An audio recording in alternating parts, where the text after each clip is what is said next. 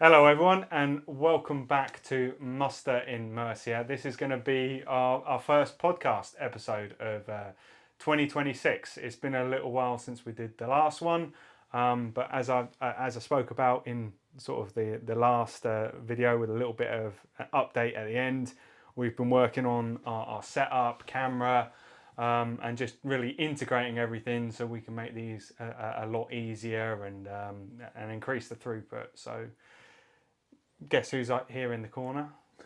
Hi everyone. Yeah, we're probably a little bit rusty. Ash more so even than me because he's not had any practice. So you have to bear with us. This is going to be like the old days when we did this for the first time. We're probably going to be looking left the camera a lot at ourselves rather than where we're meant to be. But it should be a good show. It's been a year since Middle Earth, the latest iteration, has been released by Games Workshop, so there's a lot of things to talk about there. But I think, as is traditional, it would be good to start with just a hobby roundup of where we're at. It's been a little while since we got together. So, Ash, why don't we start with you? What have you been up to hobby-wise recently? Yeah, not a lot really. I've started painting my Bretonian army for Old World, so we can get going into that. Mm-hmm. Um, and it's just so many models. Middle Earth, you get used to like a little army of models, whereas this is like a whole unit. Is probably the same amount of models you have in a whole Middle Earth army. Yeah. So yeah, it's a lot of similar painting as well. It's like the same colours and stuff. Mm. But yeah, getting that ready, and then reading Horus Heresy, if that can count in the hobby section. Just about, yeah. But yeah, that's about it really. I've not really had much interaction with the hobby since we last probably spoke. Mm. Obviously we did all our tournaments last year, and I played in a couple of those. Haven't really built any new Middle Earth armies yet, but we'll cover that probably at the end. Yeah, I How mean, about you? yeah. So for me, I've mainly just been working on this setup, if that counts as hobby, and deciding my next move. At the end of like 2025, I finally pressed go, and I spent a load of money buying an Empire battle host and a load of things to go with that. I already had the rule book from a while ago, so yeah, I've been getting into Warhammer The Old World. And yeah, I think the biggest thing that I'm experiencing, because I haven't gotten on to painting any of the models yet, um, is that it has brought back my enjoyment of making the models. Yeah. I'd forgotten somewhat from doing Middle Earth for so long that one of my favourite parts of the hobby is making the models, and using the multi-part components, mixing and matching, doing the most basic of conversions, doing head swaps and things like that. And I've been doing loads of different stuff like that with the Empire Knights. So we're going to delve into a little bit of detail here. So I apologise if you're not into Warhammer The Old World, but with the Knights, you've basically got like the knightly orders Yeah. for Empire. So you've got Knights Panther, Blazing Sun, and things like that. Sort of like in real life, you've got Knights Hospitaller, Knights Templar, Yeah. and all that from the Crusader era. And yeah, the multi-part kit allows you to make a load of different versions of those knights.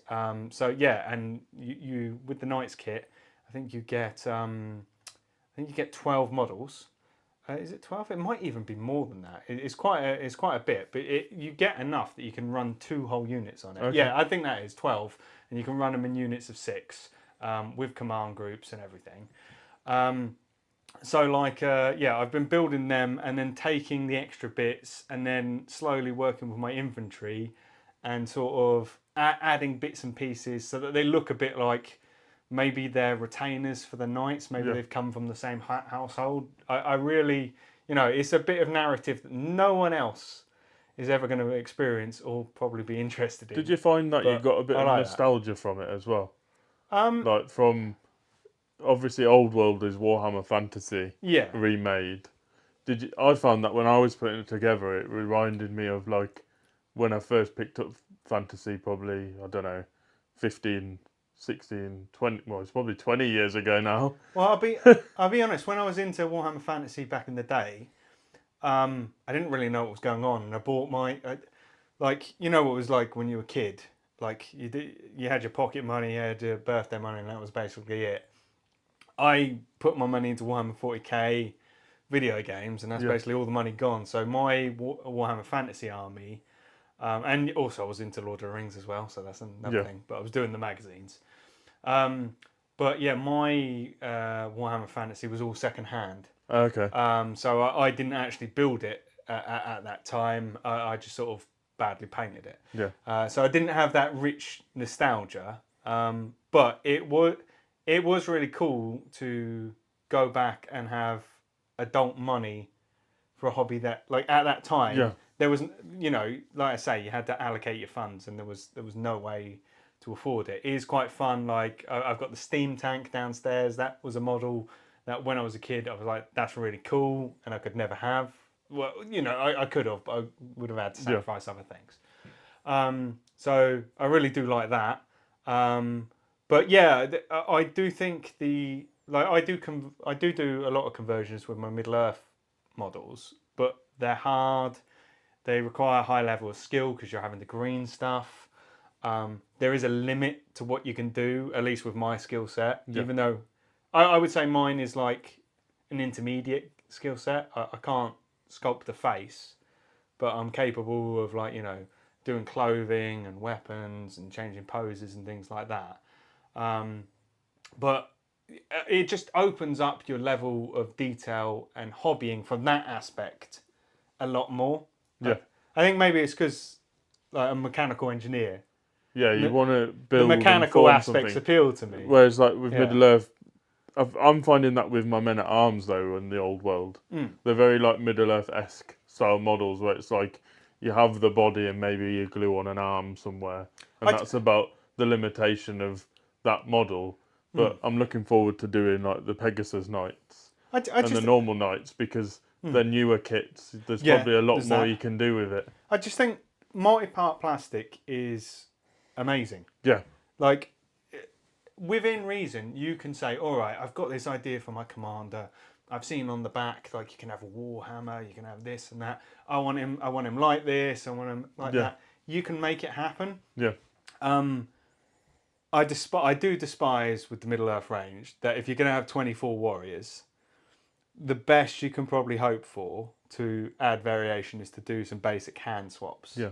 And maybe a bit of paint in here yeah. and there to make it look a bit Yeah. different. I mean, I Yeah, will say the Edoras kit was a breath of fresh air on yeah, that. It did add, with them all being plastic, and there was no, is this an arm or is this a cape? Like, yeah, everything was clearly yeah. defined. It did make doing conversions a heck of a lot easier on that. And Yeah, because you've got the arms and stuff are separate, whereas like you look at the old Warriors of Rohan that I have, and an arm would be attached to his cape, so you can't really change his pose. yeah, But then I've seen some people don't like that; they like the mono pose because it's easy to put together, and they I, want to just put it together quick, paint it quick, and have a game. So I guess that is another viewpoint. But I mean, like, for me personally, I'm glad actually we got into this topic. I didn't think about it initially, but yeah, from my Warriors of Rohan, from the Edoras kit, I made a banner bearer. I made a captain for my hill tribesmen. I made a captain from there, and they weren't just like, oh, this is slightly different. They were quite distinct. yeah, Like, my hill tribesman captain, he's got bits and pieces of Rohirrim gear on him, yeah, so he looks like he's it's like looted the looted battlefield, and yeah. while still heavily, clearly looking like a hill tribesman. Yeah, because you did your Warriors as traitor, didn't you? So Yeah, yeah, it's sort of nice tied together with the two themes as well. yeah. For me personally, I really love that. But yeah, I do like with the old world ones that even the older kits, they are all multi-part. I will say, downside of them, the horses are horrible. Okay, It is. I've not got to that yet. No, not as in like making them or anything like that, but it's like there was a point where Games Workshop didn't know how to. I don't think they had actually seen a horse. Maybe they had seen photos of horses. Well, they probably didn't get out much, did they? So seen horses from afar, but they certainly didn't have them Yeah. anatomically correct. They're all like Shire horses. They're all Yeah. big, they're Bulky. bulky, Yeah. and there's like two poses. So that is probably the most significant downside. The horses are not great, but then I suppose you've got the knights in all their grandeur, and Yeah. you can distract from that. It just fades into the background. So that's what I've been doing hobby wise on that. And really just sort of planning my next move. I've sort of created a few problems for myself because going even further back, Venator Gaming that we host our tournaments at, they did a bit of a sale and I bought some more Kill Team. Yeah. Which, if you're not aware, Kill Team is the Warhammer 40k like small version of that game, like squad on squad. I really recommend it if you're interested in getting into sort of like the sci-fi sphere as an entry. You've got at most I think paint 12 models is probably the biggest one. Yeah. So, but yeah, and it plays significantly different to other games. It is a different flavour. But yeah, I bought some Night Lords from that, and I converted them. I made them. I've undercoated them, and then I've realised that lightning bolts are really, really difficult to paint. So And you're trying to convince me to go halves on a set with you now for more Night Lords. yeah, because I like the idea. So yeah, I've kind of got that project. I've got my Traitors of Edoras project. And then I've got my Empire project, and I'm sort of like, all right, I need, now that I'm going to have some time for some hobby, I need to decide like definitively which one am I going to put my time into. Priorities, Because I don't want to sprinkle some time here, sprinkle some time there. I'm very much a person that I need to make real progress. I need to see models getting done, and then that motivates me. Yeah. So yeah, that's where I'm kind of at with that, and yeah, it's not really hobby, but I've been planning out the show's next move. We have been creating various items with our logo on, which you'll see in future. You say we, but you've done all the hard work. Yeah. I just turn up and speak. Well, yeah, that's a whole aspect. We've been trying to resolve, like in the interest in transparency, we've been trying to resolve some issues with the GBHL so that we can run events for the year. We are able to run events for the year, but we weren't really happy with our interactions with them. I won't go into like full detail, but like it distracted a lot from the fun. Some of the interactions we had with them, which was a real disappointment. And it made some minor issues much more stressful than they needed to be. And it was just a real downer, really, because every experience at the tournaments was incredibly positive. Yeah, it was great just seeing everyone come out. Everyone was having a great time, but it was like the work to get there was a lot more than it should have been to get the event to where it is because of the stuff that we had going on extra that we shouldn't have had, that other TOs probably don't face. Yeah, but we just seemed to come under these extra bits we had to do to get a tournament pack through or to get a tournament running. We had to do. I mean, go a bit extra then. I think I'm correct in saying we had something like 150 attendances across the year. And probably, I'm estimating, but in the region of 100 unique players making up that 150. Because we did have some repeat attendees. And we didn't receive a single complaint from any player in the run up to it. We never received any negative feedback on the day or post it. But then we just kept on having this reoccurring issue with the GBHL. And it's like, at the end of the day, what are you guys actually doing for us? You're not really doing anything. You're adding your name onto the pack. And then players do get their names added onto, the tournament website. The points, and it's like, but from our perspective as TOs, you're not helping us in the slightest. The event or it's get ready for the event. Yeah, it's a little bit of advertising. And yeah, it just really, really grated. So I know we've had a number of people come to us and say, are you planning on doing tournaments? And the answer is we want to do tournaments, but we're aware that unfortunately, just because of the way player appetites are, that without that little bit of advertising, it does make it harder. And I'm not saying that we couldn't do it, but then that puts more labour on us. So at the moment, we've got a pin in it. I'm talking with the new committee to resolve our concerns, and they have been like quite receptive and decent to talk to. So hopefully we'll get there in the end. I will say it's a massive disappointment in that I'm not sure whether Ash you would have come on board with it because it would have been a big investment of time. But I know me and John at the store did have hopes to apply for a GBHL 100.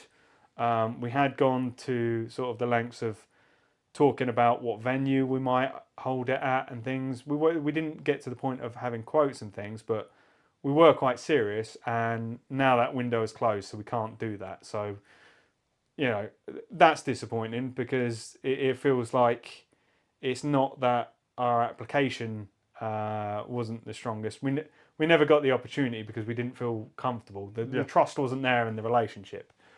So if there's going to be a Muster in Mercia GBHL 100, you will have to wait till 2027. But I'm hopeful that we can at least get sort of at least 3 GBHL 90 events running this year in some form or another. So that's another thing to look out for. I mean, it would be good even to just run some club nights because I think one thing I've consistently seen is that I do think that enjoyment for the game and the tournament scene aren't incompatible, but they're not necessarily the same thing anymore, I don't think. No, yeah, I think a lot of people maybe find the tournament stale because you can't do well if you take a female list. Yeah. Whereas on a club night, you can take a female list, still have a good time. You're not really that bothered about winning or losing. There was a time when my advice on this show would have been, like if somebody came to me and said, I want to get better at the game, I want to play more games. My advice would have been, go on the GBHL, look at their calendar, find out where the nearest event is, and go to that. My advice now would be, find out where is hosting events, then join their Discord or whatever they've got, and drop a message in their Middle Earth section and see who wants a game. That would be my advice now. I don't, from what I've seen over the past year, I don't really feel I can unilaterally say that tournaments, GBHL tournaments, are the friendliest environment to new players anymore. Yeah. I think there are so many players now that are competent and that the desire to win from maybe 10 or so people, which I've been among those people. Yeah. The problem is you get 10 or so people that want to win an event, and then you have 15 or so people that are aware that 10 or so people are coming wanting to win the event, and they're like, well, I'm not going to bring a pants list because I'm just going to get 4 losses and I'm going to have a dreadful day.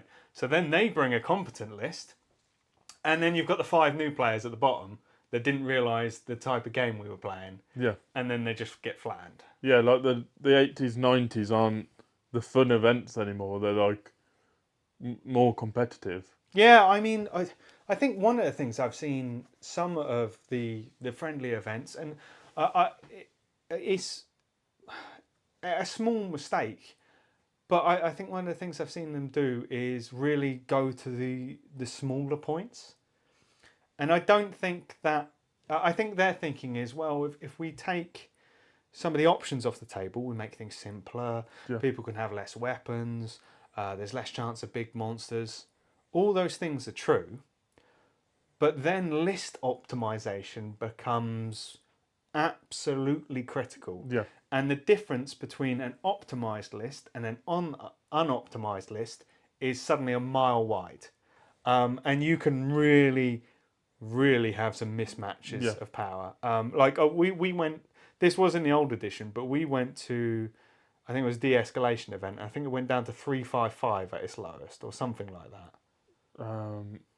It was an escalation, wasn't it? Yeah, but it went up from I think it was about 350, 355, Yeah. and then it went up to 700 or 600. Yeah, and yeah, it started quite low, and I had a very optimized list, and I remember I played against this lad that it was his first tournament, and he had Gilgalad and some elves. Gilgalad's obviously really good, but I had gone for numbers, and it was such a catastrophic mismatch that to the point that and he told me it was his first thing. I was literally saying to him, don't do that and take this Yeah, back, and just trying to make it because I knew there was no chance of me not getting a pretty catastrophic win. yeah, So there was no way I was gonna like nickel and dime him. Um, and yeah, just trying to add a bit of banter in and trying to not make it an absolutely terrible experience for him. Um, so yeah, I mean that's one of the things, and bigger points do have their own problems because yeah, yeah, then it's suddenly oh they've got two monsters. How do I deal with that? Oh, they've got a fully kitted out Ringwraith on Fellbeast. How do I deal with that? They do raise their own problems, but yeah, I think I wouldn't recommend tournaments to an absolutely fresh player now. I think it would be get some time under your belt, play with your first army, learn how to deal with that, how to work with that, and then choose what sort of list you want to play at a tournament. yeah, Um, I think there is like I know there will be those of you who are like, well, I go to tournaments and I get whitewashed and I have a nice time and I'm there for the social thing. There is a massive difference between willingly saying, I'm taking this because it's fun and I know what the outcome is going to be. yeah. Versus Then, turning up with something you think you're gonna have a good time with, but actually yeah, you don't enjoy it because you get whitewashed. it's innocent naivety. Just thinking, well, it works all right with my mates, and then you Yeah, actually get into a competitive field and you see these armies you've never seen, and it's a completely different story. You are an unwilling participant in that whitewashing. yeah, And then it's gonna, there's two types of people at the end of it. There's the person that is going to be severely put off, and then there's the person that's going to go back and reassess, and maybe there's another one who takes a break and then they have a think what they want to do. But 2/3 of that is, it's not. I need to get back to my next tournament, is it? no. Like, And do you yeah. think they've got more gotcha moments now that we spoke about in 40k? That there's a lot of gotcha moments.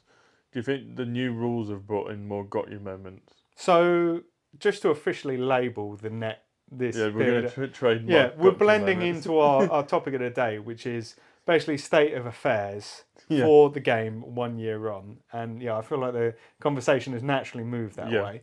So we're moving to that segment. And what was your question, Ash? Sorry? Do you think the new rules have got more gotcha moments, like things that are like, haha, this is like, I'm gonna do this to you now because it's like a not a hit. It's not hidden rules, but there's quite a lot more complexity behind some of the rules.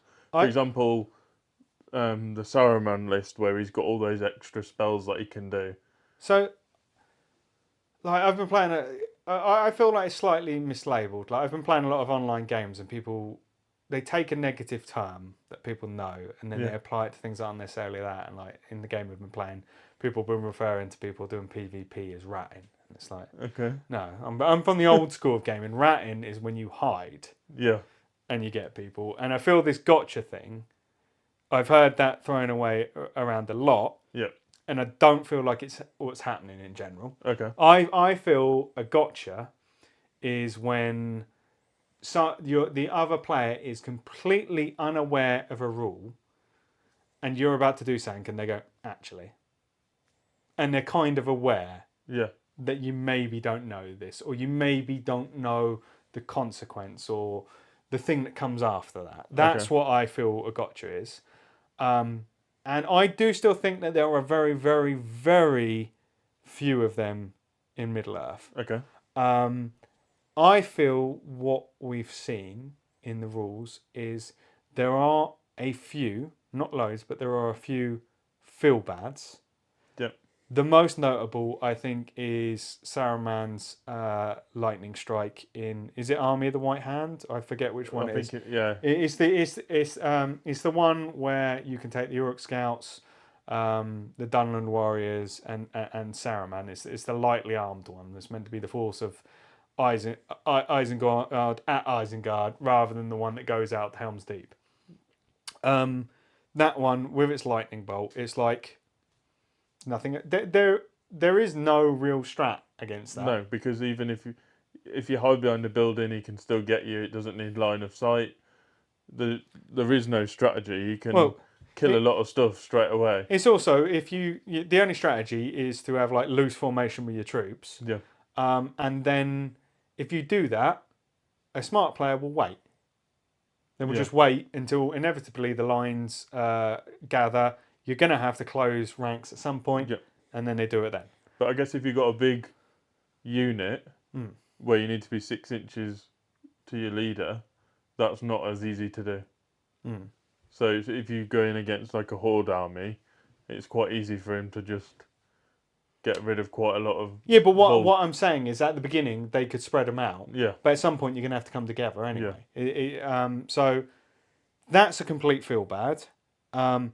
I don't remember, like they say they want to make it lore accurate. Like Saruman's big thing is he uses his voice. yeah. That is his power. I mean, we went and saw happy 25th anniversary of the Fellowship of the Ring, by the way. We went and saw we went to see it, didn't we? the Yeah. extended edition Fellowship of the Ring, and he brings down the mountain on the Fellowship using his voice. It's like a sonic weapon. It lightning strikes it, doesn't it? Oh, is it actually lightning? it's lightning Oh, maybe strikes I'm it. incorrect then. So Yeah. he does do a lightning Yeah, strike. yeah. Okay, invalidating my argument there. He does do a lightning strike. I might be wrong, but I'm pretty sure But- lightning does hit it on on the bit that brings all the snow on top of them all. I think that's caused by lightning. It might have been. Oh, okay. I stand corrected. But it would have been slightly different had it struck the Fellowship and killed Frodo himself. Yeah. Another got you moment I think is trolls or months. I think is it just trolls that can do it, where they can once you've won the combat, you can then just chuck someone. Well, that's always been the case. You can throw. But you have to do an intelligence test now. Yeah. So you do see a lot less throws. But yeah, I particularly don't like. Maybe it is lore accurate. Who knows? I can't believe we've seen it the other day, and neither of us can specifically remember. But I don't particularly like it. There's no way of combating it. There's no way of resisting it.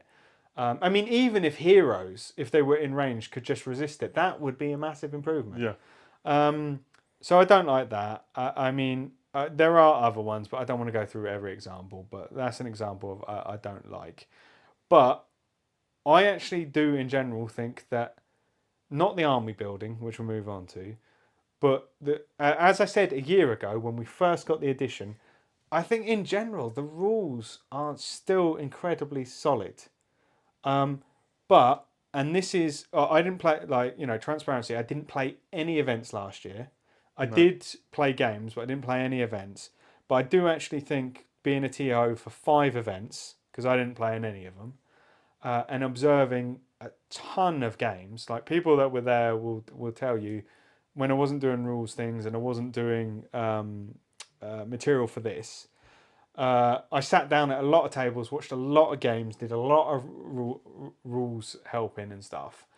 The biggest problem with the game is not the rule sets, it's people not engaging in good faith with the rule set. Yeah. The only problems out of... So how many is that? So at average event, we had 25 attendees playing 4 games at 5 events. That's a heck of a lot of games, isn't it? I don't know how many that is. 100 games times by 5 of it. 500 games. So at least 500 games, and probably more because some of the events were bigger than 25. The only problems I ever saw were people trying to get that 5% advantage from the rules. And then most of them knew damn well that wasn't the way the rule was meant to be played. That wasn't fair. They were just trying to take that little bit of an edge Yeah. over the 50%. And that was the biggest problem I ever saw. I'm not saying it's rampant, because we would have rounds and nothing would happen. I'd be sat Yeah. there bored out of my mind. So the spirit of goodwill does exist with the vast majority of people and the vast majority of games. I guess it was probably when it was coming down to tension games, where it could go either way. It was important. I mean, I did have a few where it was like in the lower stages of the tournament, like Oh yeah. game 2 maybe, and it was like, well, this is just like work it out between yourselves. This is just getting a bit. You're just trying to get that extra edge to get that advantage when it can be something that you can just both go. Actually, no, that's not. I mean, I did. Reasonable. I did quite a few times, sort of say to people, "All right, let me have a look at the passage." We looked at the passage, we read it through, read the conflicting thing or whatever, and I just said to them, "All right, you've got 40 minutes left. We can really delve into it, and we can spend your game time looking into that. Or my recommendation is just roll a dice." Yeah. Because I really think that the chances of that, like, if you deserve to win the game, the chances of something like that tipping it one way or the other are probably 1 in a million. Yeah. Very, very rarely is it ever going to be a rule that's in doubt where it decides the game. Yeah. I'm not saying it doesn't happen. Like, if you've played tons of games, I'm sure you've had that chance. There will. I've heard stories of it happening in like the final game to see who wins the whole thing. But it's like I was watching a video today. They were saying, like, if you mention about crows, yeah, you'll find somebody in the comment that's an expert on crows. Yeah. The expert will always turn up. It is inevitable that if we mention this, there will be somebody or you who's heard or seen that this one time when it was relevant. But in general, it's not. Yeah. There will be that one time where there's an ambiguous rule and it decides whether your general dies. Yeah. But most of the time, it's not that. Like, most of the time, it was like turn 3 or whatever, and it's like, can I do this so I can get the charge off? And it's clear their opponent had tried to position their troops. I'm thinking of a specific situation. Yeah. It was clear the opponent had tried to position their troops to make sure that they were out of charge range. And the other player's like, no, I'm going to try and do something slightly janky, slightly outside of the rules, so that I can slightly measure a little bit further and get that charge off. And it's like, their intent was not to be charged. Yep. They've not gained an advantage out of it. They've gained a disadvantage, if anything, by not having their line, like this. Do you really want that advantage? Yeah. Well, it goes on to that controversy that happened as well, where people were bringing models that weren't quite. There were proxies of the model that might have been smaller than the model, so they could hide behind stuff a lot easier, or I did stuff like that. I have seen, when I've watched some of the streams of like some of the bigger events, where people have been taking tails on and off of fell beasts, so that they take the tail off when they want it to fit through something. Yeah. And then they put the tail back on when they want to say, oh, you can't put your model there because the tail's in the way. Yeah. But it's like you go around the base, don't you, when it's things like that. You don't go on the model. Yeah, but they're trying to sell it whichever way suits them. I think like that's, again, a good example of just play with some good spirit.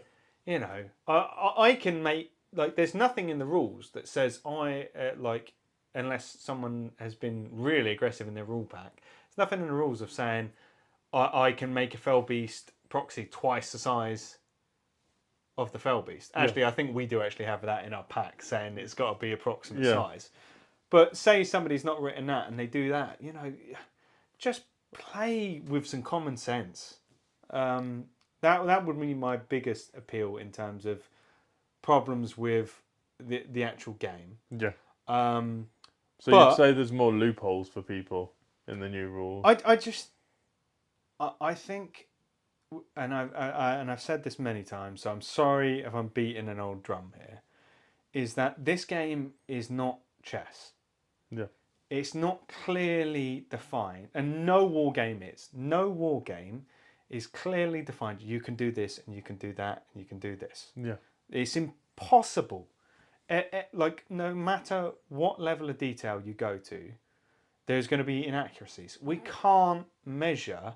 Well, We can't measure at the table to a tenth of a millimeter. yeah. So every movement is inaccurate. Yeah. That in of itself is an admission that we're playing with a level of goodwill. And the rules writers can't think of every scenario that's ever going to happen No. on the tabletop, because a lot of it is like you will do what you want to do on the tabletop, and they might not have thought, oh, actually, can someone do that? They don't have the time, they don't have the team to be able to think of every single scenario. But that said, I think this has sort of been a bit of a report on the state of play of last year. We're only talking about this for some time because it's the only thing that we can actually pick up on. Yeah. And it's actually relatively small. I would say out of those 500 games, 10, 15 times maximum occurred out of those 500 games, and that was it. Yeah. So that's a 1% occurrence. Yeah. 1 to 1.5% occurrence. That is really, really good. So actually, I'm going to put a spin on this because I always worry that I'm being too negative. It's a positive. You have a 98.5% chance of having a good spirited game. Yeah. But yeah, you do find that. Yeah, no, I don't think that's hyperbole. Like, that is generally the way it is. We could be lucky though that we've got a good crowd that come to our tournaments. I mean, that is one thing. Is that we do actively, like, if you've attended any of our events, the Facebook page, when we advertise it on the podcast, when we put posts about it in our pack, we heavily put, basically, don't come here if you'll win at all costs. That's not what we're about. Don't be a goblin, I think. Yeah, it's don't be an orc. Don't be an orc. We have an entire A4 section in our rules pack called Don't Be an Orc, which basically lays out, if you try and be janky with the rules, the judgment's going against you. Even if maybe you're being correct and we just don't like the way you're acting on it, the ruling's going to go against you. Because that's not what we're about. Don't be that guy. Don't be an orc. Don't play for intentional draws. It's not the place. And if you don't like it, I'm sorry you don't like it, but our tournament's not the place for you. Don't give us your money. Go and find an event that does suit you. There will be events out there that are win at all costs. And our message for those players is basically, don't try and come into an environment where people aren't signing up for that. Because you will be treated harshly. And in general, we've never had to treat anybody harshly. It's been like, no, we're not doing that. And people have been accepting of it. I think once I had someone try to debate me on it, and I was just like, no, that's what we're doing, mate, and I just walked off. Because I'm run your own event if you want to make the rulings. At the end of the day. But yeah, so mileage may vary on that, but we try and heavily advertise them like that. I think there might be, at local events that I know that are hosted, like Board in Brum and things, they might not go as far as us, but generally I think most places, most places in the West Midlands that we've attended, like Board in Brum, some of the smaller tournament organisers that do ones here and there, like James Patterson, friend of the podcast, I think they probably handle things in much the same way, maybe a little left and right here. But moving on to the biggest problem, I think, with the game, and it's been the biggest problem since day one. They haven't done anything to address it at all. It's army creation, army list making. I think this is probably one of the worst games that Games Workshop make in terms of army creation and list building in everything that I've ever played with them. Talking like Necromunda, Kill Team, Horus Heresy, Warhammer 40k, all the variants of Lord of the Rings that have come about. I do genuinely think that out of 20 years of playing war games, this is probably the worst army creation I've ever seen. It's almost as opposite to 40k.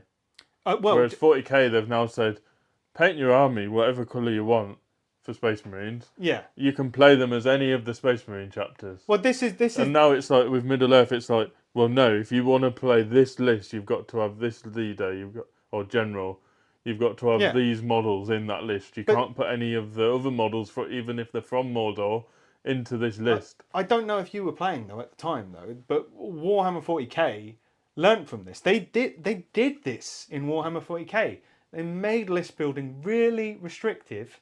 They said this is how you're going to play. Yeah. That's why we've done it, and people hated it. They hated it, and sales tanked, from my understanding, especially on Space Marines, which is their main thing. They made it. I think it was probably about. I might be mistaken, but I think it was like 7th or 6th edition or around then. They made it really restrictive, and then lo and behold, when they de-restricted it, they made it. If you want to do this, if you want to do that, like whatever your mind can come up with, you can do it. Suddenly, it exploded in popularity again. It feels like somebody from the design office from Middle Earth needs to go and talk to them and be like, yeah, with your like incredibly like creative IP that people love imagining their own version of the world, people don't like it when you tell them what to imagine. Like, it's a nightmare. I do think though that there should be limits on having a certain amount of models from a certain thing. Like in 40k, you can only have 3 units of the same thing. Well, I'll tell you restrictions that I like. I like that they've brought in, like for instance, with elite troops, that only certain heroes can bring them. I think that is actually a good restriction. Yeah. That's a way that we can see armies that maybe have a bit of diversity to them. However, what they've then done is they've then created legendary legions that cater to bringing all those elite troops. Yeah. Like, can you still bring an entire army of Royal Guard? Very easily. Yeah. So, on the one hand, they've brought in a mechanism to add variation, to make elites feel like elites, and then they've had army lists where it's still all of that. I mean, I think the biggest injustice was putting limits on throwing spears. From a Rohan player point of view. Because the whole theme, if they want to be thematic, the whole thematic behind Rohan is they've got these throwing spears, they charge in, they're throwing their spears into the combat. And they've sort of taken that theme side away from it. The throwing spears is a hard one because we do have to accept that all the kits come with these throwing spears. Yeah. I think in the films, we see them heavily used as spears primarily and lances. Yeah. That's the biggest difference. I suppose they're clearly used as lances. That's been a big gripe of mine, is that you can't use them as a multi-function. Yeah, but then it would be 3. If you could use it as a lance, a spear, and a throwing spear, then it's 3 points. Well, when you're on a horse, you don't use it as a spear. Yeah. But so there is a problem. There is a historical problem there from that. And then if you go to the lore, I don't think throwing spears that's a Peter Jackson thing. I think them being throwing spears is a complete Peter Jackson thing. I think they're just used as spears in the books. So that is a bit of a problem, that they've got this entire range that they have the spears. I think throwing spears are a problem anyway, because 2 points for a throwing spear that is also a spear on a cheap model. Yeah, well, it's only a spear on certain lists. On infantry. Yeah, but no, it's all of them now. Is it all of them? No, now? it's baked into the profile. I've not played the infantry yet. So. No, they're totally it's totally baked into the profile. It's always a spear now, which makes them better value. But 2 points on a model that I think is 7 points is that's a big percentage increase. That is a fundamental problem with that model. Yeah. So there is that. I forget. We're talking about army creation. Yeah. I think the new Edoras lists, the fact that there's no there's no, it doesn't lean you to take cavalry in some of the new lists. Yeah, but But is that coming from? I've not seen the film, and I don't think you have because you refused to watch it.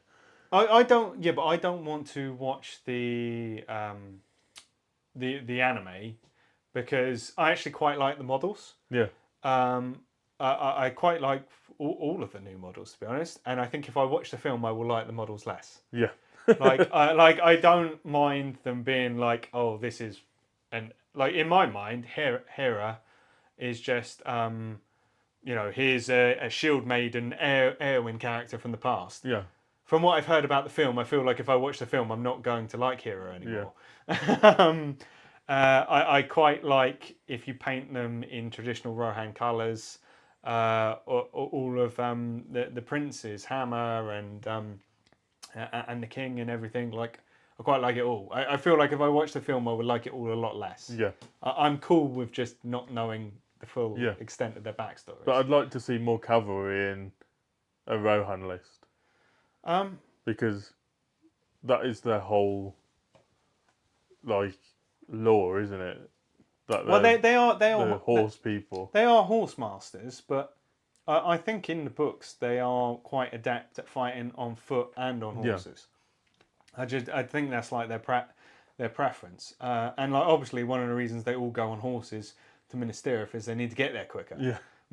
We don't know. Maybe they had a foot infantry army that couldn't come.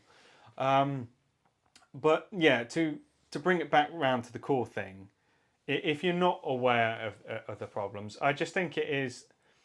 I think in the last edition, there was like, all right, at this point, there's quite a few lists I can use. At this point, there's quite a few lists I can use, and at this point, there's quite a few lists I can use, and there were quite a few. I'm saying quite a few, but then there was sort of a subsection of lists where it's like these ones are good at all points levels. I think what we have now is there are literally one or two lists that are capable of fighting at all points levels, and then there are lists where it's like this is capable of fighting at this points level. Yeah. This is capable of fighting at this points level, and it means, for instance, particularly if you attend one-day events, which we're big fans of, that's what we host. I think most of you that listen to the podcast for the Middle-earth content, that's what you attend. It means, in reality, probably the biggest events you're going to go to are 700 points. Yeah. You're looking at 400 to 700 points. If those are the only tournaments you attend, there is a really, really small selection of lists that are competitive. And there is still, after that, there is a small selection of lists that are moderately good. And then there's just the chum. Yeah. There's just everything else. I think there is a massive selection of lists where it's just like... I assume it's got a bit better with they introduced in that new book. Well, it's not new anymore, but... Which one? They brought out another army book, didn't they? No, they haven't brought out anything. So there's been no... How many army books do we have now? 3. Oh, sorry, the Armies of Middle-earth. Yeah, mate, that was ages ago. That's not new. I haven't even looked at it yet, so... No, not really. Not really. It added in some... It added, I would say, that army book, it added into that section of, they're all right. Yeah. Didn't, there's You're just upset not being able to use Saladin and the Witch King anymore. No, you can still do that. Oh, can you still do that? Yeah, it's just it's just not as... you've got Saruman who can just kill 6 models at the start of a game. That is the problem, is that there is, at each points level, there is just a real... There's 3 lists, I would say. Yeah. At each points level that are actually, this is genuinely good. Then there are 7 to 8. It's all right. Yeah. And then there's everything else, and it's awful. I can't get around it. I just think it is apocalyptically bad. It is terrible for the health of the game. I don't know how to put I think if you are somebody that attends a lot of tournaments and you play at a lot of points levels, this probably doesn't feel as big a problem for you. But if you do tend to play, like I say, at those particular points levels, it's a huge problem. And for me, it's brought a lot of dryness. Yeah. And we'll get. I know I've been talking for a long time. I'll sum up my thing, and then I want to hear about what armies maybe you're considering. For me, I think what I'm thinking for 2026, because I want to start attending tournaments again, I'm just going to accept that. All right, yeah, I have these projects in mind that I want to work on. I'm probably not going to win any tournaments, and I may not place in any. And my objective when I go to the tournament is just to do as well as I can. And if we wind up in the top 5, great. That's a nice surprise. But I'm not even gonna consider it. I'm just going to accept. I want to make an army that I enjoy. I'm going to completely step in the past. I came second a couple of times. It was my aim to win the tournament. I think I'm going to accept for 2026. My aim isn't to win the tournament. It's to make a nice army. And it's to take it out for the day.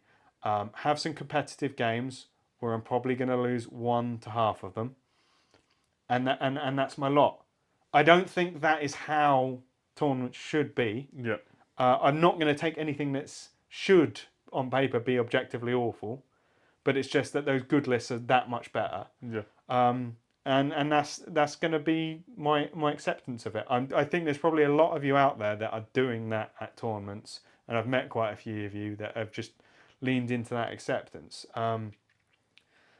Ash, you are thinking about creating a new army. Yeah. It's time for a change. Yeah, what is after how long have we been doing this now? 2-3 years? I think I started properly getting back into this about 4 years ago.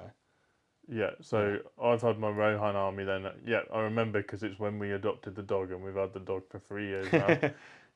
That's when I finished my Rohan army 3 years ago. Mm-hmm. And then obviously when we went to Warhammer World 2 years ago. We play Scouts. That's when I did Dog Scouts. So yeah, it's about time I think I invested in another army. But it's just, like you say, everything just feels stale and boring that I can't pick a list that I want to go, right, this is what I want to play with.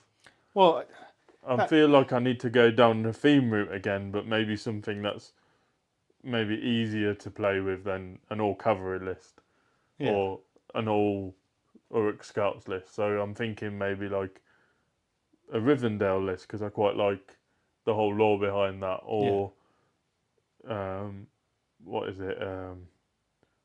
Thranduil's Halls list because I quite like being able to have Legolas in there and breaking it up in that sense. Yeah, I mean that was I didn't know whether it was going to be any good when I was buying the parts for it because obviously the edition has come out, and I do think it probably falls into that it's a right category, the army list that I'm making. I do think it takes a little bit of a thrill out of it, where it's like I think being realistic with myself. Probably not going to win with this. I do think it takes, it's like if you bought a lottery ticket, it's unlikely that you're going to win the jackpot, but it's nice to have. You're buying it for that outside chance. Yeah, you could win it. It's in the back of your mind. You're probably going to win a fiver if you win anything. Yeah. But it's now going to be going to the tournament being like, oh, it'd be nice if I win a fiver. Yeah. And I do think that is a bit of a shame. But the positives for me is I'm just trying to use it as motivation for. I do finally have an army which is all modern models. They're all released in 2025. I can make this look really cool from a hobby perspective. I've got models that lean into my painting style. They're also a lot thinner, which I like making like detailed bases and things that helps you to sort of frame the model. That's what I'm leaning into. That's where I'm going to take the pleasure out of it. You're going to more the hobby side of it. Yeah. Make the models unique, maybe concentrate on your basing, nice theme to bring it all together, as opposed to I want to put this on the table and I want to win the tournament. Yeah, I was clearly going to try and win tournaments before. This time it's going to be let's have 60 really nice models. I'll take it to tournaments, challenge myself, really learn how to use the army, and then I'm probably going to have my most fun when we do some battle reports. Yeah.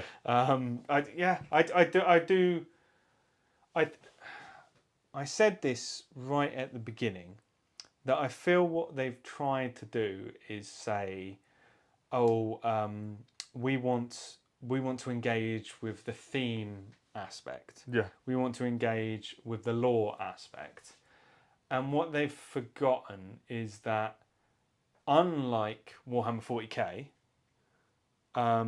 where I think the vast majority of Warhammer 40k people who buy the models don't actually play the game. I think that is the biggest cohort of 40k modelists. They don't play the game at all. I've met so many people who have huge collections, don't play at all. Then you've got another big cohort, which is slightly smaller, who do play the game and they only play it casually. Yep. Then a small percentage that play local tournaments, still probably sizable, and then a very, very small cohort that are really, really into playing competitive tournaments.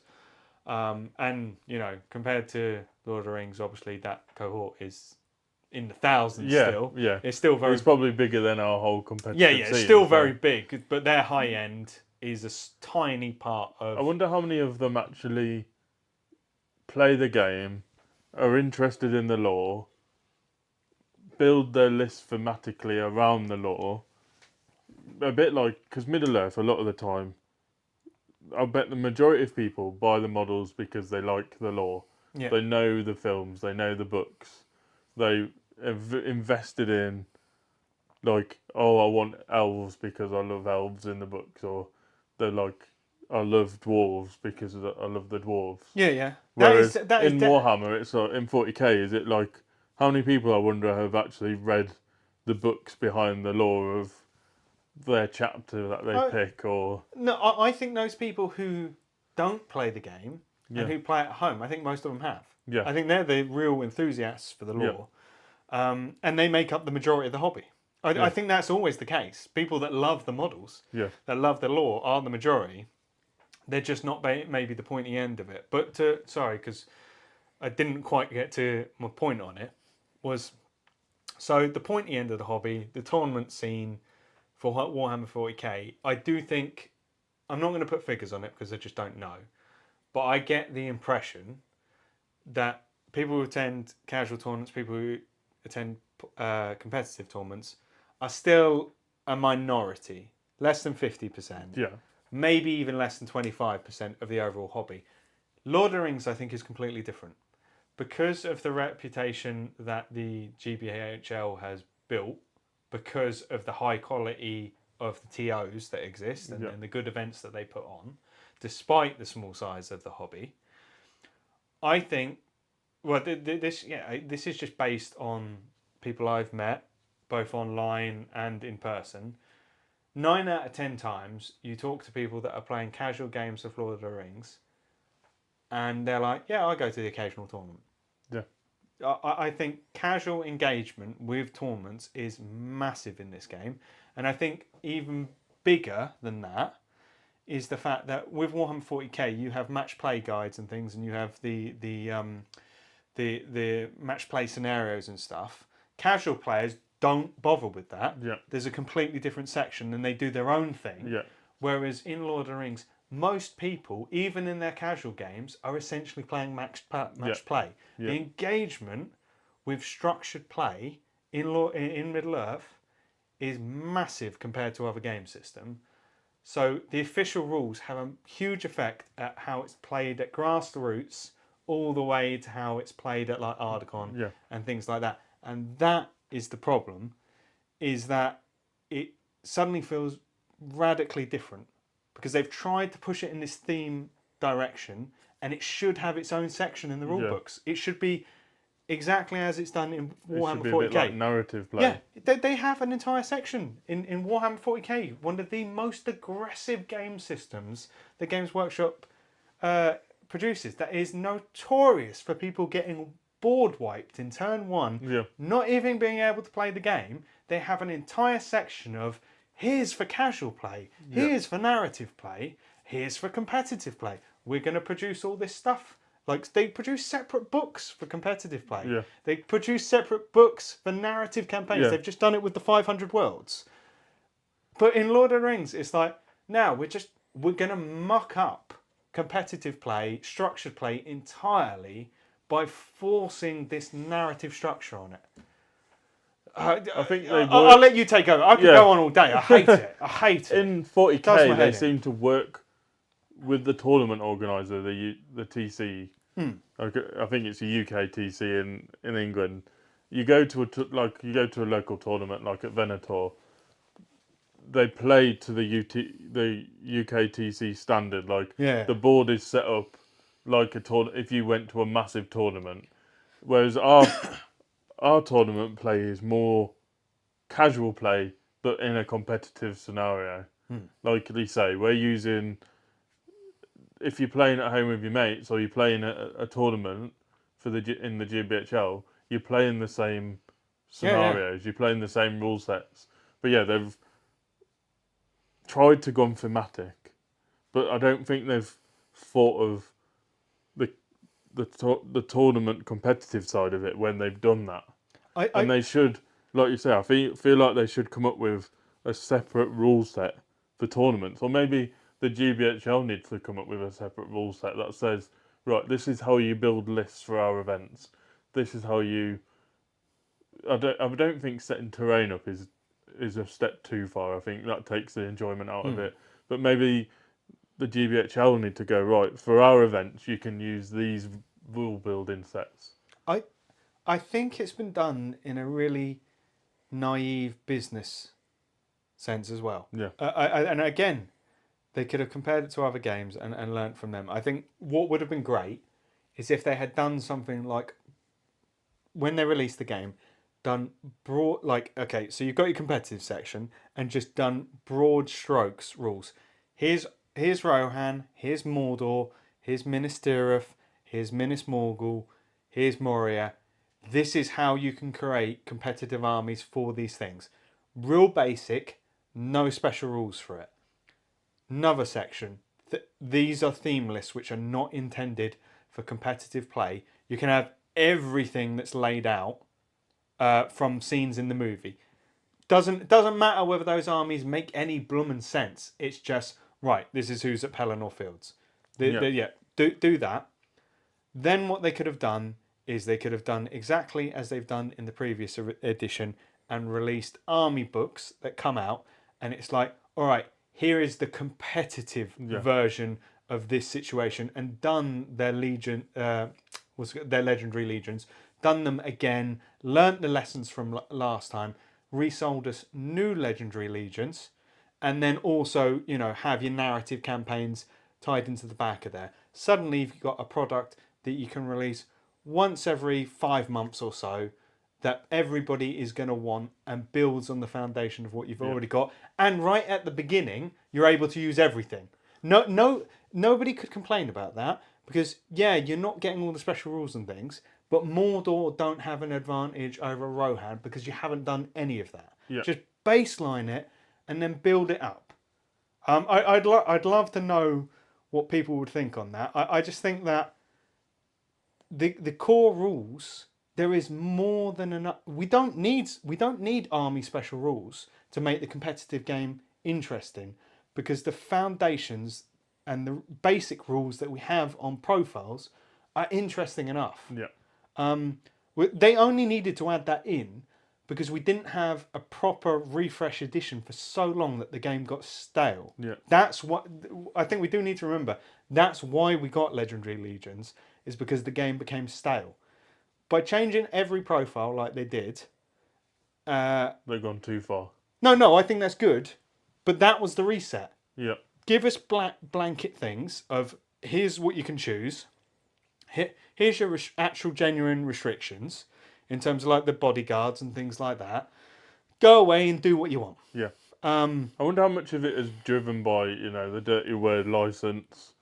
Like, how much have they been driven by the license people to say, well, no, that you can't have these two models in the same army because it's too far away from our law. Well, based on what is in the armies of Middle Earth book, I don't think it had an effect on it at Yeah. all. Like the stuff, like let's focus on the licensing stuff that we do know. So the things that we do know that have come from solid sources are that one of the reasons we don't have true multi-part kits is because under the old license, we don't know if this applies to the new one. They had to get every single pose signed off Okay. by the licenser. That's one of the reasons we didn't have multi-part kits in the past. We don't know if that applies now. The other thing that we know is that they wanted distinct separation between IPs. They wanted The Hobbit and they wanted The Lord of the Rings and they wanted alt universe stuff to be separate. We also know that to be true, but we've seen in the army creation that there is a mix and match. You have got stuff that transverses both lists, like things that go in Hobbit lists, things that go in Lord of the Rings lists, things that go in alt verse lists. Yeah.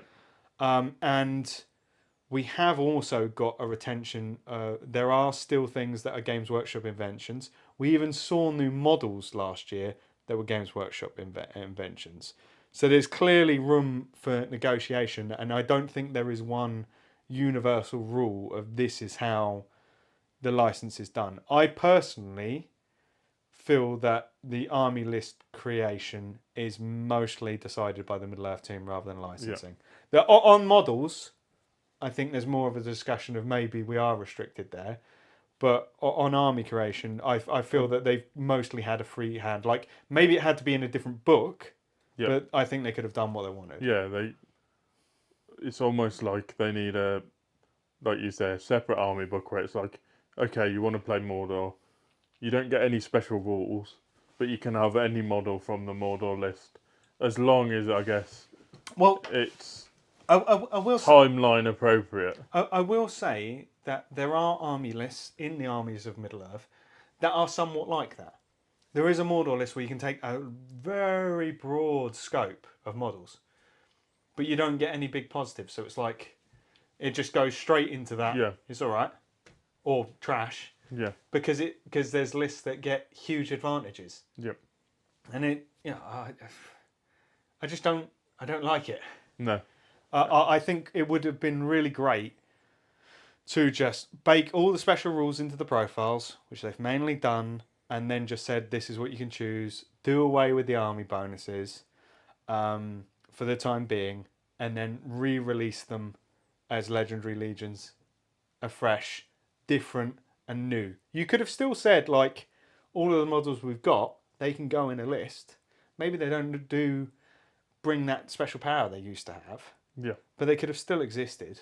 I just think it's a big missed opportunity, and I do think the game is already like we're obviously talking about creating new armies, going to tournaments. There's still plenty to do here and plenty of enjoyment, but I do think the game is mostly stale already. Yeah. Like our tournaments, we held them every 2 to 3 months across the entire year. At the beginning of the year, we saw tons of eagles. Yep. That was mostly because people were getting used to the new monster rules. Yeah. And there were lots of, I will say, gotchas, especially among new players. You could get an easy win because you had high mobility and you had players that weren't fully aware of what monsters could do in the new edition, and you could wreak havoc. By the time they cotton on what's happening, you've won the game. So we did have a lot of them. That died off. Then there was a bit of a period where monsters... Dragons were quite a big thing because they brought out the book with the dragon lists in. Yeah, monsters are definitely more prevalent than they were in last edition. But then it's just basically been like, all right, I'm going to bring tons of goblins. All right, I'm going to bring Saruman's forces. Yeah. It's been quite repetitive pretty quickly. Yeah. And it shouldn't be that way because there should be more variants. And we were playing special rules. We were doing different army levels. Yeah. And none of that really changed things, to be honest. No. It was still the same same kind of lists every tournament, with the occasional sprinkling of differences. I will say that I think we had one army list as repeat winners. I think like out of the 5 tournaments, I think 2 were won by one Yeah. the same, not the same person, but same army list. Yep. So we had 4 different armies win the 5. So winners were different, but top 10 all very similar. Yeah. Once you factor out the fact Eagles were just like an absolute pandemic, like those first 2 tournaments, they wouldn't go away. So But after that died off, it was fairly repetitive. so moving away from Middle Earth a bit Okay. and on to Well, no, now a muster. we've got to summarise. We have to summarise before we move on. Okay, let's summarise. We don't like list building. No. We think it's stale. But we're excited, I guess, to get some games under, and we're more excited for the hobby side of the game this year. I'm still excited for playing the games. I think the thing is, like, we want to do battle reports. Part of the reason we've got all these lights, we've got this camera, we've got multiple camera setups and things, is so that we can do battle reports. I'm not that excited for the games I'm going to play at tournaments. I am going to go to them because I want to get out, and it is a good way as an experienced player to learn your army for sure. Yeah. That's what I want to do, learn my army. I am much more excited to say to you, I'm bringing my Rohan Traitors army of like Siege of Edoras. Bring something that's going to be a good matchup, Yeah. and we will And have we'll do a good battle report. Yeah, have a good laugh. yeah, with somebody there to say, I want you to bring not the best list you can, but an army that's going to be fun to play against this. Yeah. I'm really excited for that because the rules are great. Yeah. It's only in that hyper thing. It's like, okay, what points level are we playing? Yeah. Okay, I have 4 lists I can choose from. Yeah. I don't have models for 3 of them. Yeah. Like that. Yeah. That's where the suck comes. I guess you'll also get stuck in. You'll play the same list over and over again. Like you can't tweak the list. Like I can imagine people maybe having to buy a lot more models because what works at 400 doesn't work at 600, doesn't work at 700. That's a good point. Yeah. So you're going to More have to go expensive. from, okay, we're going to go from Rohan. Oh, this time I'm going to actually play Mordor with the Witch King and this and that. And it's like, there's a lot more, if you're moving points around, you're going to different tournaments, different points, you're going to have to either pick a list that works at all of them and it's boring, or you pick a list. You have to pick lists and buy enough models to build different lists. Yeah, I mean, yeah, I still think it's a great. We have the skeleton, we have the frame Yeah. for an unbelievable game, but right now, yeah, it's just not there. They need to do something. There needs to be some sort of big release or change in army thing. I don't think it's any one thing. That is the problem. Is they need to throw out 3 rule books. Yeah. To actually fix the game. Yeah. Is the problem, I think. Because like what do they do? Do they just release a load of rules where all of them are hyper competitive lists so that we've got more things? And then because of the way they framed it, they're still going to be only probably working at a few points levels. Yeah. I don't know, guys. Let us know what you think in the comments of where you think we should take it. Yeah, are we like going over the top about the competitive game? I do think that as a competitive game, this sucks at the moment. I think the army gradation. That's probably it. I'll just put it bluntly. I think as a competitive game, this sucks. I genuinely do at the moment. I think as a game to play with your mates, it's the champ. Yeah. As a game to go out and play some games and be like, all right, I may come across that list, I'll get stomped, I have a nice day, still rocks. I just really don't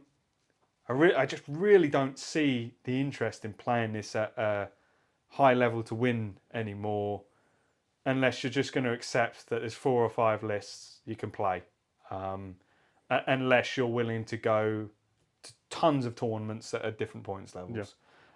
That's my summary. But I'm looking forward to playing some games, maybe even some narrative. Yeah. Like when we've played in the past, like the Breaking of the Fellowship. Were you there when we played that? Yeah, I think we did Helm's Deep as well. Yeah, At one point. we've done a lot of things. We've done some silly sieges in the past. Yeah, that would be really fun. Just throwing some dice and seeing what happens. Okay. Anyway, that's Middle Earth. Yeah, and we're mustering Mercia now, not Middle Earth in Mercia. That is dead. It is moved on. It is 25 years at Fellowship, so we had to give it some time. Yeah. Old World. What do you want to talk about now? Have you got any plans in terms of? Do you think we'll go to any Old World tournaments to try that out? Obviously, we're building these new armies. Do you think we'll go and try that tournament scene, and we can maybe then give reflections on what did they do well? What do we not like about that scene? Yeah, but I do think from the Old World games we've played, because we don't have completed armies at the moment, but we've played on I forget what it's called. Warhol. Warhol. Highly recommend Warhol. Basically, it's a free online application. You can, it is. It's web based, isn't it? You build your list on new recruit. Yeah. You can upload it. It builds your list in the models, and it's a bit like Tabletop Simulator, but generally specifically designed for rank and flank, as they call them.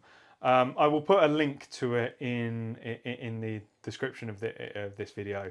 Really recommend Warhol. But from playing that, from talking with people that play Warhammer Fantasy, that probably is the only other game where the competitive scene is more junk.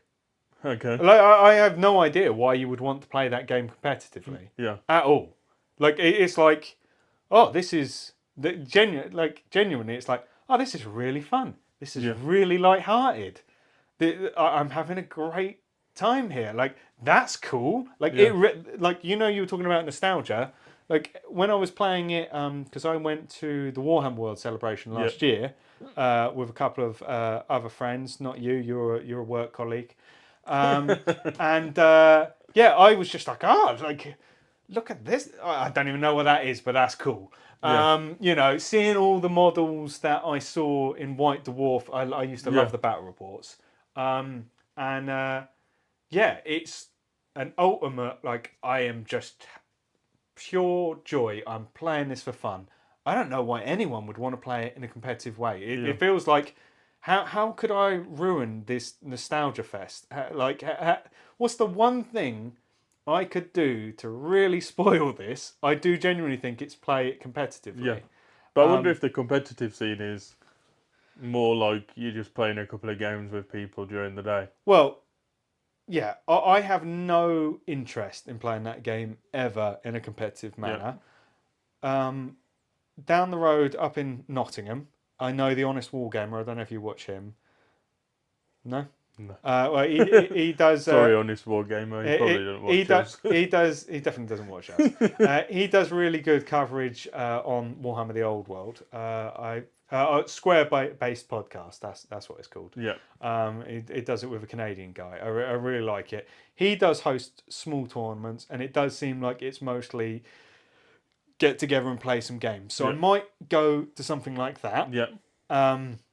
And it really doesn't sound like they do like a big deal of prizes or anything like that. It's just to turn up and play, just to have someone there. So you're going to play him, and blah blah blah.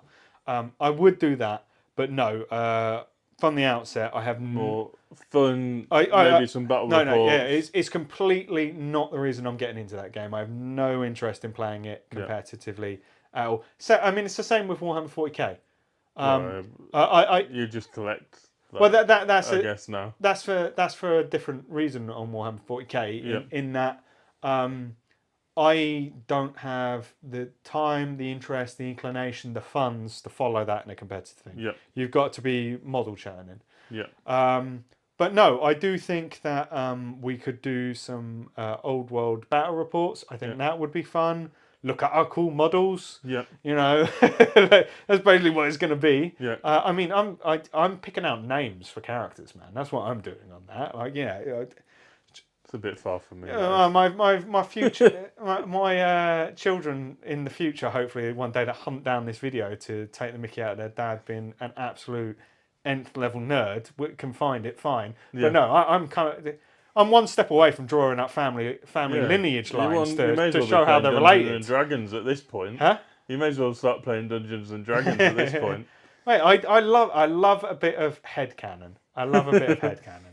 I won't ever tell anyone it, but I know that, that guy's cousin just died, and what a tragedy. The What a battle reports tragedy. for Old World will have a bit of a twist because it'll be more like named characters Yeah, are dying on the battlefield, and you'll be telling everyone their backstory as we play the game. We're like cut to the corner, and I'm with a lute giving a lament. No, I don't know why. I just really love that aspect of it. Do you think you'll collect any more armies for Old World, or are you just going to stick to Empire? Because I think at the moment I'm probably painting this army for my grandchildren to play with. Okay, that's how long it feels like it's going to take. It's gonna take a lot. Do you have 2,000 points yet? I don't know. I don't think I've got anywhere near. I'm starting from absolute zero in terms of knowledge. Well, obviously I have created armies. I would estimate I have at least 1,500 points. Yeah. I think I did create an army list and I can get to 2,000. But I actually think 2,500 I think is the standard points level for the game, because when you can sort of create an army, I think, for like 1,500, 1,800 points. But then when you start adding in special equipment and stuff and your magical swords, it really, like, the cost ramps really quite aggressively. And there's some cool models. There are. Like the Pegasus Standard Bearer is such a cool pose model. I'm looking forward to painting that. In my mind, where I have unlimited time, resource, and motivation, I would love to take the armies of Sigmar Chaos Warriors and then make a Chaos Warriors army from that. Yeah. Because there is a comparable model for everything in that, and you can get models that are released in the last 10 years. Yeah. I love the new barbarians that they've just released. They're also they're really cool. I mean, I'm going to be doing a video on how to get into Warhammer The Old World, why you should get into Warhammer The Old World. So keep an eye out for that, and I'll just be sort of sharing my unfiltered thoughts on like why it's a good game system. But I think there's a lot of reasons. I think one of the best ones, really, though, is you get a lot of bang for your buck model-wise. It's a really, like, to say that it's released by the Specialist Games division of Games Workshop that do Middle-earth, pricing structure is completely different. Yeah. Completely different. Especially if you get like an army box set. You're getting like a lot of plastic for your money. It's so radically different. It kind of feels like, did they like put a piece of paper under a manager's nose at some point and he didn't read it, and just signed off on it, and now that's the way it's done. I mean, to be fair, Lord of the Rings does have the battle hosts. They're not applicable to us because we already have the models. But if you're going after those armies, they're not really playable. But I don't think like the Empire. If you were to go competitive, I don't think the Empire battle host is competitive. Yeah. It's only interesting to us because we have no interest in being competitive. I'm just like, I want some lads. Let's get some lads. Yeah. There's a lot of lads. Do you think you'll ever stray into Sigmar? No. No? No. Scum. How dare you even ask me? I wasn't there. There is some cool models in Sigmar. I wasn't there when the Old World ended, but I know it shouldn't have happened. Yeah. Rest in peace, Warhammer Fantasy. It lives on, like, while the dream is alive in our hearts, it never dies. And also, it pretty much sounds like they're going to just come up with a narrative way of keeping it going anyway. Yeah. They can't. It's so popular now. Yeah. I mean, to be fair, the kids that are now adults, so they're not really kids anymore. Yeah. There is an entire generation of people that are really into Sigmar. Yeah. That grew up without fantasy. Yeah, it's not our thing, is it? So, like, fair play to them. I'm glad they enjoy it, but I don't know. The aesthetic is subtly different. I don't really understand the lore, No. if I'm honest. I know there's different planes and stuff like that. Just give me a map. That's what I Yeah. like. You know, it was like, oh, it's kind of like Earth, but there's lizard men in South Yeah. America. Like, you know, it wasn't too hard to understand. But no, I am really excited about that. I'm excited about like learning a game system that I'm completely rubbish about as Yeah. well. There is something like really liberating about playing a game and being like, if I kill something, this has been a pretty good game. Yeah. What army do you think they should bring back? Because so far, obviously, we've got a new army which is what they call Jade something. The Oh God, like based on we shouldn't be filming in the evening. I would definitely know. Japanese, Chinese lore, No, aren't they? it's Chinese. Oh my lord, why can't I remember this? Why did you bring this up if you didn't know yourself? Yeah, but then we've got Chaos, we've got Empire, we've got Bretonia, we've Well, got Orcs I think and Goblins. I think the big ones that are like really, really notable for the IP that they don't have is Lizard Men and Skaven. Yeah, I'd love to see Lizard Men come Um, back. I used to love the Lizard Men. I mean, I think with together with what was that game where you were killing all the Skaven? I forget. It was like Darktide, Vermintide. Vermintide. I think with Vermintide and stuff, the Skaven are very, very iconic to Yeah, it. I think more so than the Lizard Men, although the Lizard Men are incredibly iconic. I think it would be good to see Skaven come back. I think the reason they're not is because as part of Games Workshop's internal IP wars, they do they've done it for Age of they do Sigmar. exist in Age of Yeah, Sigmar, and they're a bit hesitant to have overlap. So maybe yeah. we don't see that. Even though we've Um, got overlaps in the Orcs and Goblins, we've got overlaps in Chaos. Yeah, I don't know. Well, who knows what goes on there, Yeah, man? they just want to take our money and run, really, Yeah, don't yeah. they? But no, I think it would be cool to see Skaven. But who knows? I think they're probably going to do more. I mean, it's one of the reasons that I will continue to talk about like how Games Workshop can continue to increase their sales, because Yeah, we've seen that if the response is significant enough, then Games Workshop will change their policy. yeah, I mean, everything I have heard and read is that Warhammer The Old World was going to be relatively limited. yeah, They were going to bring out a few armies, like the 2 in the starter boxes, and then it was going to be a relatively modest. We're just going to bring out stuff that we've had before, and we're going to do this sort of like once every 9 months sort of thing. It was going to be quite ponderous, much like Lord of the Rings is. yeah, And they weren't categorically for these extended releases, the other armies, not the initial ones, they weren't getting new models. yeah.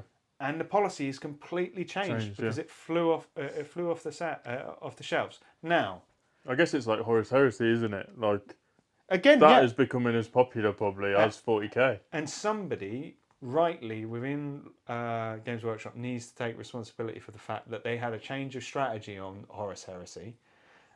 Because the interest was always there in the IP, because the Yeah, interest in the books has existed for 20 years, but somebody fundamentally changed what they were doing with the game, and suddenly it became popular. I don't think it's a popular competitive game, no, but models-wise, very models popular. wise fun. Because So- who doesn't want to get Horus on the battlefield and Sanguinius on the battlefield and Yeah. all these Primarchs? Which, let me beat on the Middle Earth team one more time before we wrap Yeah. up this video.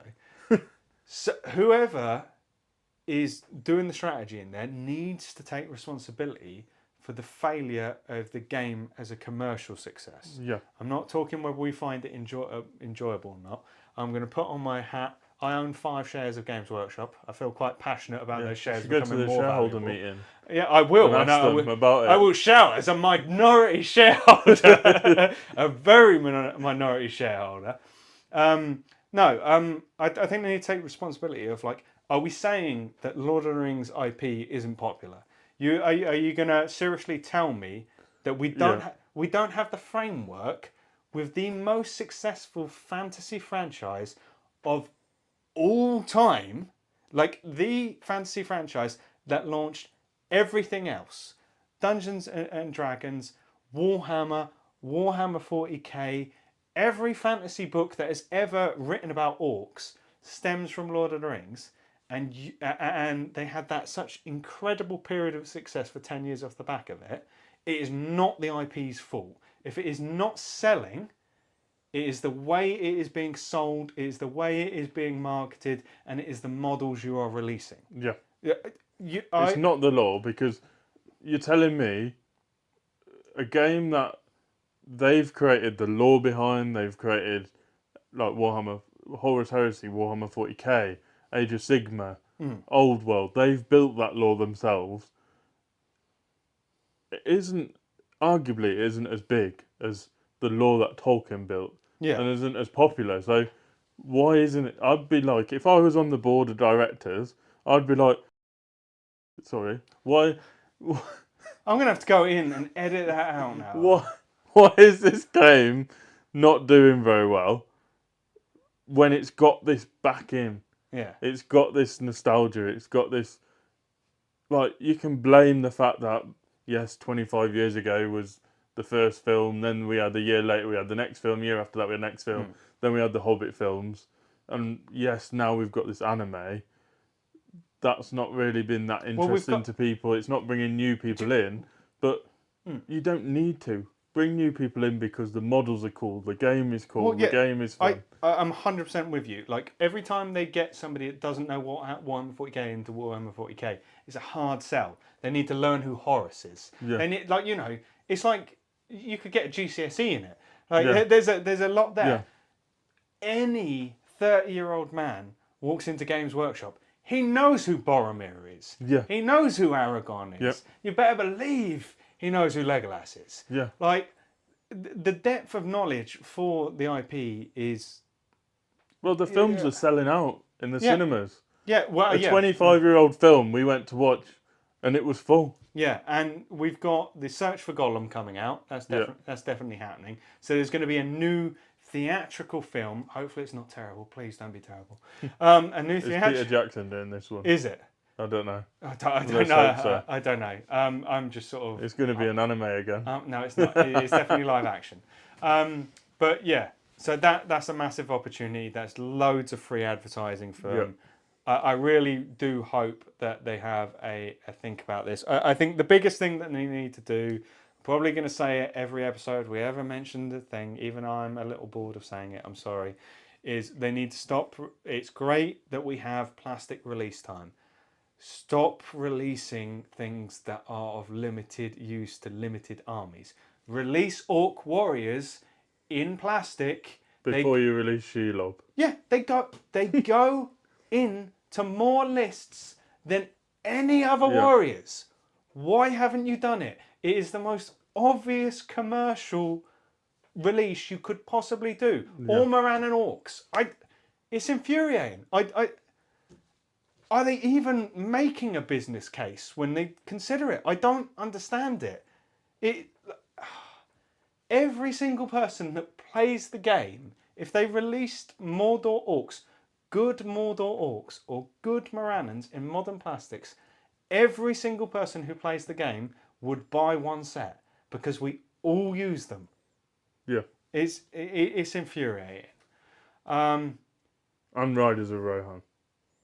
I think why bring out new warriors and then put them next to crap? I think that one is probably coming. But my theory on that is that they've only got a certain... This is just a theory. It's not based on anything. My theory on that is they only get a certain amount of machine time. Yeah. And that once they've made enough warriors and hill tribesmen, they will bring that out. Yeah. That's my theory. Yeah. But like you say, new orc warriors. I get the impression of what I can glean, that they don't, for instance, constantly make intercessors. Yeah. They do like a run and be like, all right, we've got our forecast for the next 6 months. That can cover us for them. Next thing's on the machine. Yeah. Yeah, because obviously, like, you and me are well aware how much injection molding machines cost. They won't have a injection molding machine for every product line. For every product. No, yeah. But yeah, I think that's a good enough chat. Yeah. And before Ash swears any further, and It's getting late. you've sworn once. Maybe I might be able to get away on YouTube, not putting it as explicit. Yeah. With one deep And I in. didn't quite say the full word, I don't think. I heard it, and the children heard it. The Ash. pod. We're going to get people writing in now saying I was listening to my kids, listening with my kids, and Ash dropped an F-bomb. There is I can't remember which one it was, but there is a podcast I've listened to before. They decided a few episodes in that they were going to start swearing, and people did genuinely write to them and be like, "You have ruined this. You've ruined this family experience. Sure you can put a bleep over it or something. You've ruined it." No, I think I'm going to leave it in. I can't be bothered. Like, I'm not. Let's see. I'm not editing this. Like that. That's There's no such thing as bad press. No, that's the one thing we've changed as time has gone on, is that I can't be bothered with editing. No. Okay, it's one take. If it's rubbish, then so be it. Yeah. The people who've got nothing better to do will still listen to us. So like that's the route we're going to. That's the market we're selling to these days. If you've got nothing else to do, we're here. Anyway, let's wrap up.